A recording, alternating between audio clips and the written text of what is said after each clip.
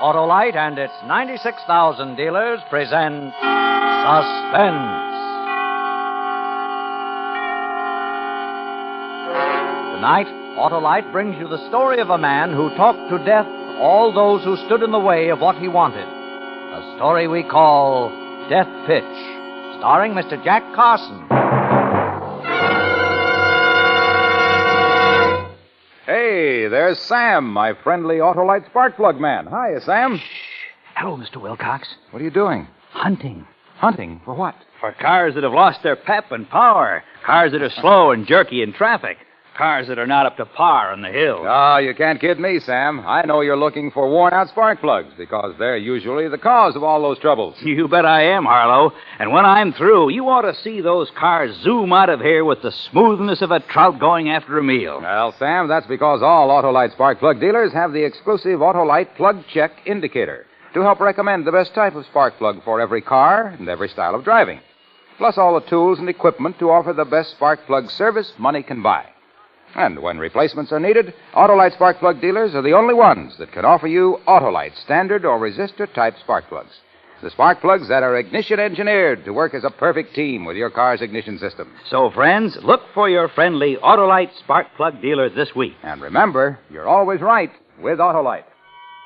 And now, with Death Pitch and the performance of Mr. Jack Carson, Autolite hopes once again to keep you in suspense. That morning, I decided to talk to death, all those between me and what I wanted. I would talk and they would listen and die. Words. Words are what makes the world go round. People dangle on words like marionettes on a string. Step a little closer, folks, and they step a little closer. Test your skill, 3 chances for a dime, and they pay their dimes. Hurry, hurry, hurry, and they do hurry to obey. Words. That morning, I was standing as I often stood, just inside the entrance to the big top, my head back, watching Annette rehearse. I love to watch trapeze artists. What ease, what confidence. But so far above me, out of my reach, in more ways than one. But if I owned the show, yes, I, Nick Arnold, if I owned the show... Nick, snap out of it. Always dreaming all the time in a fog. Meet Peter Bellington, Peter the Great. He's with it now. Pete, my brother Nick. Hello there. Peter the... Oh, yes, I think I caught your act in Dallas last season. Escape artist, wriggle out of chains and handcuffs. That's a good act. Pete's wagon ready for him, Nick? Well, don't go blank on me. Didn't I tell you to get a wagon ready for him? Where's he going to bunk if he has no wagon? You didn't tell me, Duke. You told Lee to take care of it. Well, if I don't do everything myself, nothing gets done. As if I didn't have my hands full already, now I have to drop everything and find an empty wagon. Pete, you wait here. We'll see about your wagon. Come on, Nick. See you around, Pete. Yeah. Come on, walk. Walk a little faster. I don't have all day. Lee. A fine partner that loopy rumhound is. Gets half the profits and leaves me all the grief. Yeah, he'd be lost without you, Duke. I got to do this. I got to do that. Hire fire. Square the badges, everything. And does he cooperate? Bring back those wonderful You hear that? He's barreled again. Bring back... Lee. What's the matter, Duke? You mad about something? You lush, you rum-dum. The Star Act joins the outfit, and there's no wagon ready for him. Oh, that. I'm sorry about that, Duke. Yeah. It slipped my mind. Really? You're sorry, huh? It's just dandy. Look, I'm finished. One of us has to get out. I want you to sell your half to me. Sell? Yeah. Oh, you know, I can't do that, Duke. This show has always belonged to my family. My grandfather started it. It belonged to my father. I broke into show business with this circus as a lion tamer. I couldn't sell it. It don't impress me. A fine lion tamer you must have been. You get clawed once, your nerve breaks, and you don't go near a cat for 15 Not years. true. I was a good lion tamer. Why'd you give it up then? Because of my other responsibilities. Yeah. Running this show and looking after my wife and raising my son Robbie. Throw it to the sparrows. You don't run this show. I do. You don't look after Nora. She looks after you. Yeah. And she's a better tamer than you ever was. Because she's got the muck. No! Please leave me something. Oh, incredible. A few words, mere wind, and a grown man cowers like a whipped dog. Oh, words. Okay. You won't sell out to me? Buy me out. No, Duke, please. Take your sloppy hands off me. Oh, please. You're the only one who can run the What's show. going on here? Oh, Nora. I said, what's going on? I'm talking to you, Duke. I don't talk business with dames. Nora, I still got a performer out there waiting for a whack. Well, I'll see about that right now. Nora? Go ahead, Lee. I'll take care of Well, this. I take care of it myself, but I have to get a wagon. No dice, Nora. He won't buy and he won't sell. I told you he wouldn't. Ah. Duke. Duke, don't bear down too hard on him. He really used to be something once. I'm sorry. Working with him is like trying to crack a whip under water. I lose my temper. You look tired, baby. Well, I've been trying to work Jezebel all morning. It's no use. She's turned killer cat. We'll have to shoot her. Come here and give me a kiss. Duke. That's only Nick. You're going to fade into the background once too often, brother. Beat it.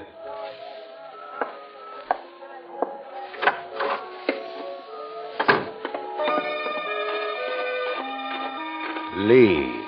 I decided then to start with Lee. With Lee gone, Duke would have Nora and the show for himself. It would fatten him like a Christmas turkey. And then, the axe. Hi, Nick. Oh, hello, Annette. Where you going? To the cookhouse? Walk me over. Was that you down there watching me rehearse this morning? Yeah. What'd you think? You're getting big time. Now, if I owned the show, I'd give you star billing. Not only that... Here comes Robbie. Pretend we don't see him. All right. But if I owned the show, I'd make you the... Hello, dreamy eyes. You got a smile for Robbie? You grab my arm again and I'll... When you gonna give me the green light, dreamy eyes? Come on, Nick. I hate that... Just because Lee's his father, he thinks... Always trying to play footsie under the table in the cookhouse. Want me to take care of him? You? I can take care of myself. Look, they're rolling a new wagon next to mine. Yeah, we have a new star act. Peter the Great, escape artist. Oh. Well, see you later, Nick. Well, that night, sitting in the dark on the steps of my wagon, I saw Nora and Duke pass arm in arm. A little later, Robbie on his way to town. I finished my cigarette and stretched. It was time. Bring back those wonderful days. Bring back those wonderful days. Hello, Lee. Oh, you. Have a drink? Thanks. Hey, what's that, a photograph album? Yeah, looking through some old pictures. Here's me the day I first did my lion taming act. Good-looking costume. It wasn't a big success. Stopped so cold. I bet you did. Did you, Jamie? Good. Yeah, you see this picture? Me and my cat. This big one's name was Rondo. Mean cat, but I tamed him. How many did you work? 30 at one time, and then 5 tigers. Greatest thing you ever saw. I think Nora's good. Should have seen me. I'm as good as I ever was. Matter of fact, you want to know something? I'm thinking of going back to her. Really? Let's have a drink on that. You brace it. Never would have left it, you know, if I didn't have more important responsibilities. Well, it's true. It's true, you'll see. I didn't lose my nerve. Sure, of course. Why, I bet you could even handle a killer cat like Jezebel. Jezebel? I could have Jezebel purring inside of 5 minutes. Used to work 30 at one time, I tell you, and 5 tigers. Give me that whip. I'd build them in a pyramid. Come, you 3. And those back. Hold it. Now you 5. And you. And you. And there they'd be, with the audience screaming itself crazy. I'd like to see in action. Anytime at all. Uh-huh. Well, how about now? With just Jezebel. Yeah, that's it, sure. Come on. Yeah. I'll show you. Yeah. You know something? When I'm done with Jezebel, I'm going to have a little talk with Nora. Getting out of hand lately. Some women have to be tamed. Well, I'm the bully boy who can tame them. I can tame anything. Anything at all.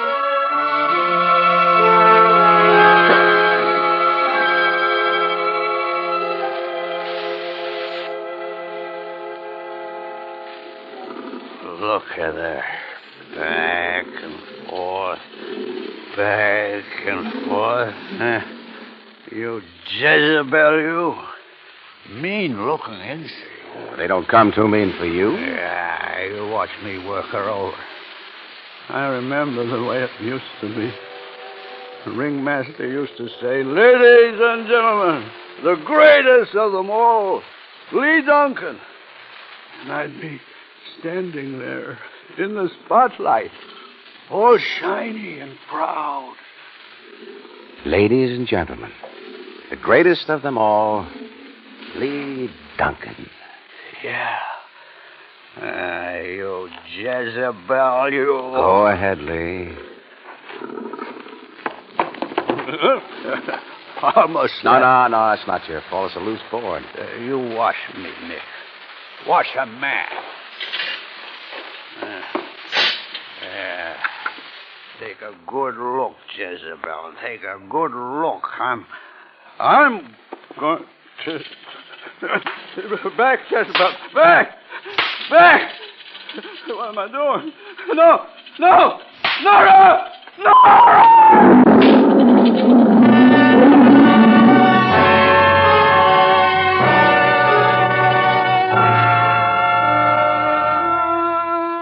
We buried Lee the next day. A month later, Duke married Nora and became the sole owner of the circus. The money made exhibiting Jezebel the Man-Killer almost paid for the banners and posters advertising the Duke Arnold Show. The Duke Arnold Show. I'd see my brother staring at those four little words for minutes at a time, his eyes filled with their wonder and their glory. Yeah, Duke was a happy man, except for one or two little things. I could kill you, you little punk. Mom, stop it, Duke! What's Robbie done? I'll tell you what your little Robbie has done. He's made 3 of the Cooch kids hand in their notices. They're leaving. Walking out on the show in the middle of the season because he's been throwing his weight around. Mom, I was only having a little fun. Fun? Is that what you call it? Putting me to the trouble and expense of bringing 3 more girls down if I can find them? You stay away from my performers, you hear me, pantywaist? Leave them alone. And if I catch you annoying Annette again, I'll... Will you calm down? They can hear you all over the lot. Let them. I'm the boss. Yeah. And how'd you get to be boss? Why, you little... Duke!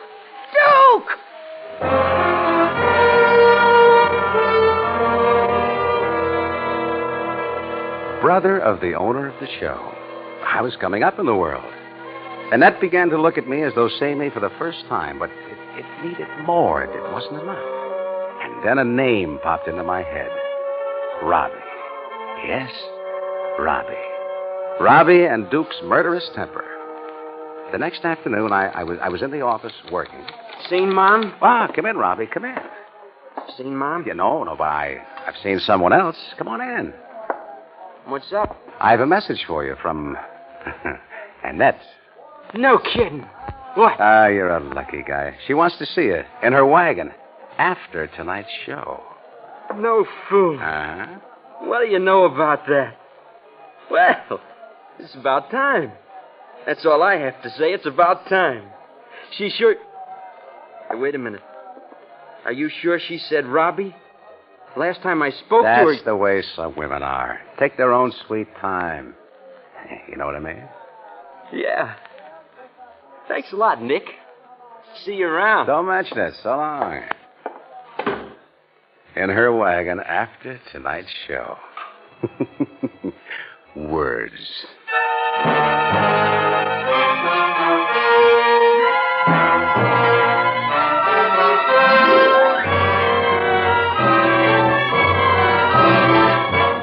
Autolite is bringing you Mr. Jack Carson in Death Pitch, tonight's production in radio's outstanding theater of thrills, Suspense.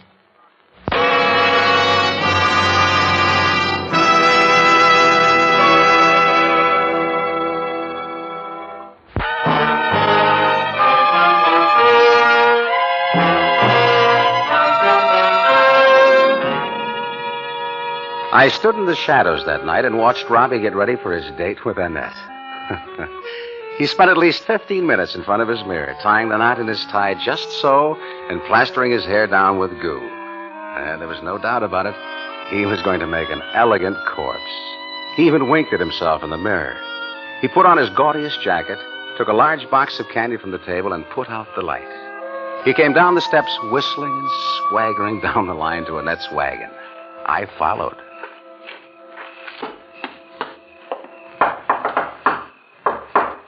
Come in.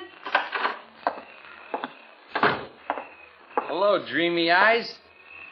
Here's your Robbie. Oh, beat it, or I'll tell your mother on you. Look, candy. For you. $5 worth. That's the way I am. How about a little kiss for Robbie?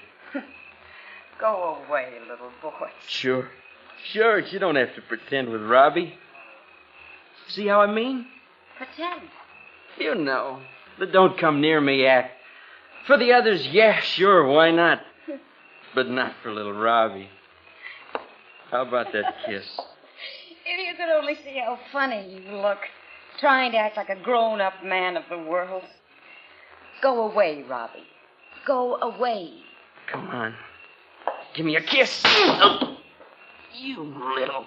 Come here. Let me go. Let me go. Let me go. Let me go. Duke, over here! What's going on? Who yelled? Annette! Who's yelling? What? Annette in her wagon. Robbie! Robbie! I'll kill that little punk. Duke! Duke! Don't! Please! Don't! Let go! Come back here! Stop it! Stop it! Stop it!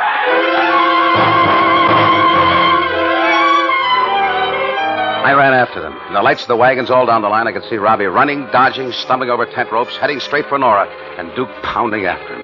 When I got to her wagon, Robbie was inside, hiding behind her while she tried to keep Duke back with her whip. Duke, get back! Get back! Get back! Don't let him get me! Don't let him get me! I'll kill him! I'll kill him! Get out of my way! I'll kill him! Get out of my way! Mom! Don't let him! Mom! I told you! I told you! I told you! I told you! Nick, please, help me. Duke! Nora! Where are you going? My gun. You wouldn't listen! You wouldn't listen! You wouldn't listen!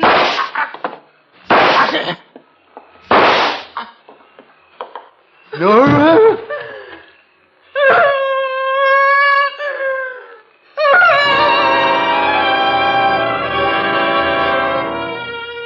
I couldn't help thinking. In the beginning was the word.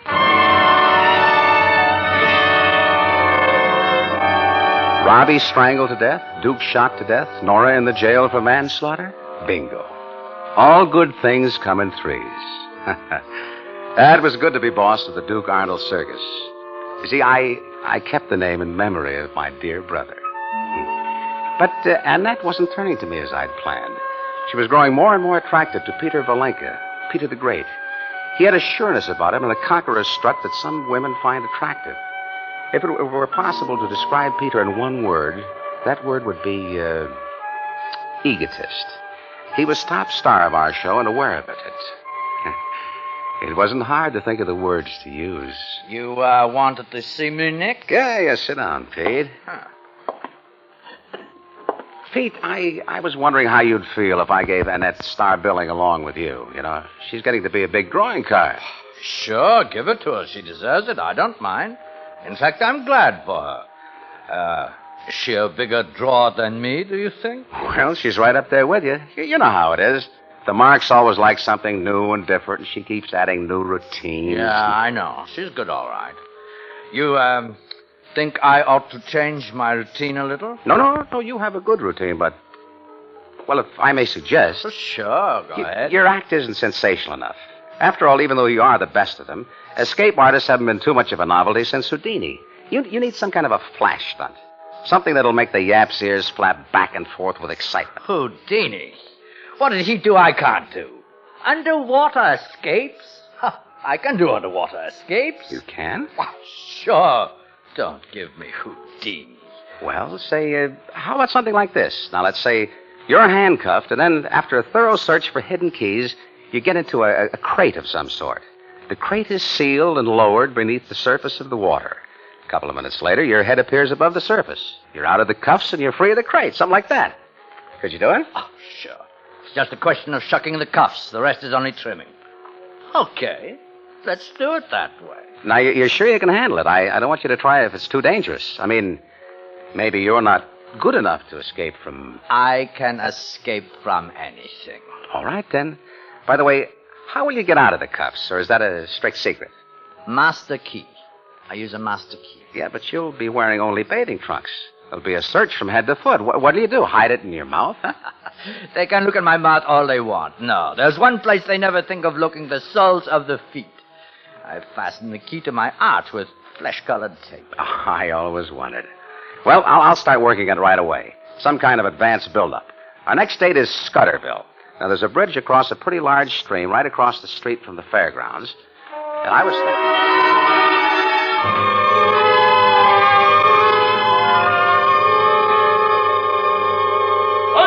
Outstanding feat ever performed. You will see Peter the Great, while handcuffed, do the impossible right before your very eyes. Now, folks, you have just seen your chief of police search Peter thoroughly. Chief, come up here, tell the folks, did you discover any keys, picklocks, or other concealed device? I did not. Thank you. There you are, folks. And now, Peter, step into the casket.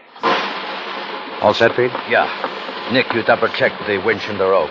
I don't want any slip-ups there. Mm-hmm. That current's like a runaway horse. Unless this casket is anchored to the bridge, I am gone pigeon. Oh, I attended to it personally. Okay. And remember, if I'm not above water in 3 minutes, pull me up fast. Oh. Hold it, brother, hold it. As you see, the casket containing Peter the Great is being lowered into the raging rapids below. Will he be able to perform this stupendous feat? Will he be able to wake himself free? If he does not, the joke is on us. And there you are, folks. He is now below water. The casket will soon be resting on the bed of the stream, 54 feet below water. Notice the strong pull of the current. Let me draw your attention to the manner in which the rope from the casket to the winch is being strained. And also notice that... Do something, somebody! Do something! The rope stops! Do something!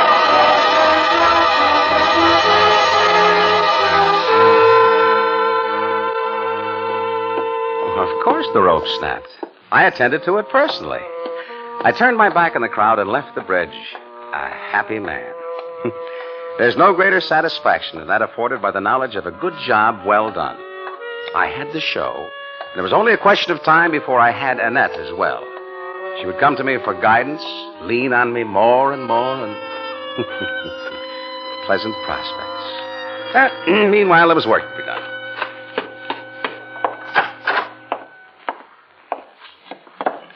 A letter to Billboard informing that Bible of the Carney world of the unfortunate occurrence of the Scudderville Bridge. Then an ad for a new escape artist for the Duke Arnold Circus. Words. I draw them to me by words, move them like marionettes and strings of words. By words, I send them away. It's words that make the world go round. I sat back in my chair and looked into the future.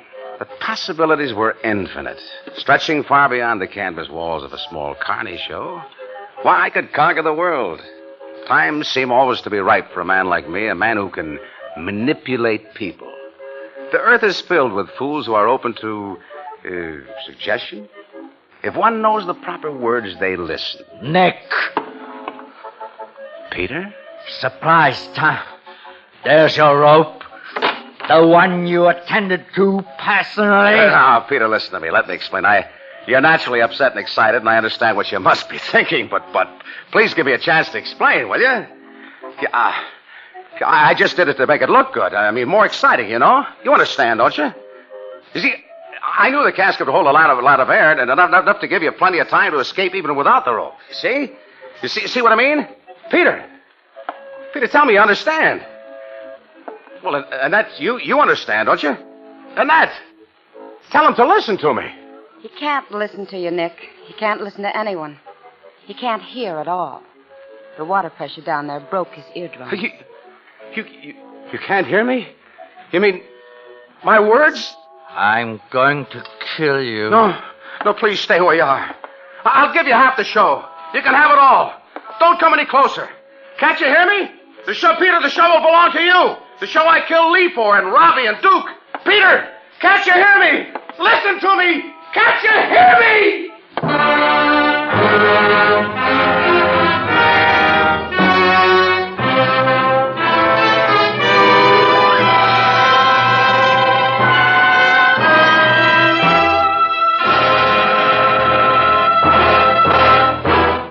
Suspense, presented by Autolite. Tonight's star, Mr. Jack Carson. Friends, this is Harlow Wilcox again to remind you that Autolite makes over 400 fine products for cars, trucks, planes, and boats in 28 plants from coast to coast. These include complete ignition systems used as original factory equipment on many leading makes of our finest cars. Generators, coils, distributors, electric windshield wipers, voltage regulators, wire and cable, starting motors, and many more.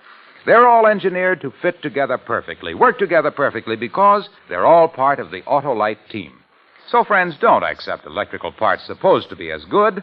Ask for and insist on Autolite, original factory parts, at your neighborhood service station, car dealer, garage, or repair shop. Remember, you're always right with Autolite. Next week on Suspense, you will hear, in his first appearance on this program, and only dramatic appearance of the season, America's favorite comedian, Mr. Jack Benny. And in weeks to come, you will hear such famous stars as Lucille Ball and Desi Arnaz, James Stewart and Ann Baxter, all on Suspense. Suspense is produced and directed by Elliott Lewis, with music composed by Lucien Moraweck and conducted by Lud Gluskin. Death Pitch was written for Suspense by Walter Newman. In tonight's cast, Ed Max was heard as Duke, Frances Cheney as Nora, Georgia Ellis as Annette, Dick Crenna as Robbie, Herb Butterfield as Lee, and Joseph Kearns as Peter. Others in the cast were Eddie Marr and Byron Kane. Jack Carson may soon be seen in the Universal International picture, The Groom Wore Spurs. And remember, next week on Suspense, Mr. Jack Benny as a man who found $25,000 and death in Murder in G Flat.